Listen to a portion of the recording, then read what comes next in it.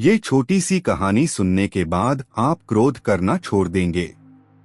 भगवान शंकर ने पिप्पलाद से कहा, तुम उस दानी के पुत्र हो जिसके आगे देवता भी भीख मांगने को मजबूर हो गए थे। इतने बड़े दानी के पुत्र होकर भी तुम भिक्षुकों पर क्रोध करते हो। भगवान शिव महर्षि दाधिची के पुत्र का नाम था पिप्पलाद। चूंकि वह सिर्फ पीपल का फल ही खाया करते थे, इसलिए उन्हें पिप्पलाद के नाम से पुकारा जाता था। अपने पिता की तरह पिप्पलाद भी बहुत तेजवान और तपस्वी था। जब पिप्पलाद को यह पता चला कि देवताओं को अस्थिदान देने के कारण उनके पिता की मृत्यु हो गई, तो उन्हें बहुत दुख हुआ। आग बबूला होकर उन्होंने देवताओं से बदला लेने का निश्चय किया। यही सोचकर वह शंकर भगवान को खुश करने के लिए उनकी तपस्या करने लगा। उनकी तपस्या से अंततः शंकर भगवान खुश हुए और पिप्पलाद से वरदान मांगने को कहा।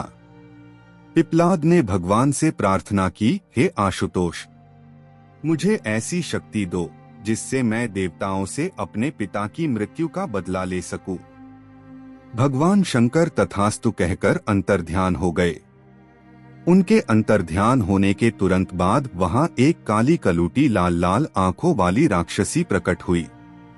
उसने पिप्पलाद से पूछा, स्वामी आज्ञा दीजिए, मुझे क्या करना है?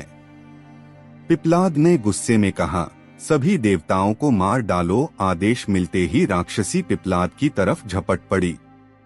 पिप्पलाद अचंभित हो चीख पड़ा, यह क्या कर रही हो? इस पर राक्षसी ने कहा, स्वामी अभी अभी आपने ही तो मुझे आदेश दिया है कि सभी देवताओं को मार डालो।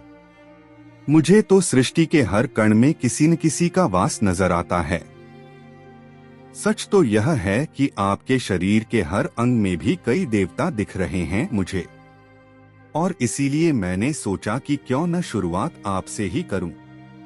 पिप्पलाद भयभीत हो उठे। उन्होंने फिर से शंकर भगवान की तपस्या की। भगवान फिर प्रकट हुए। पिप्पलाद के भय को समझकर उन्होंने पिप्पलाद को समझाया, वत्स, गुस्से में आकर लिया गया हर निर्णय भविष्य में गलत ही साबित होता है। पिता की मृत्यु का बदला लेने की धुन में तुम यह भी भूल गए कि दुनिया के कण कण में भगवान का वास है। यह सुनते ही पिप्पलाद का क्रोध शांत हो गया और उन्होंने भगवान से क्षमा मांगी। इस तरह एक बार फिर देवत्व की रक्षा हुई।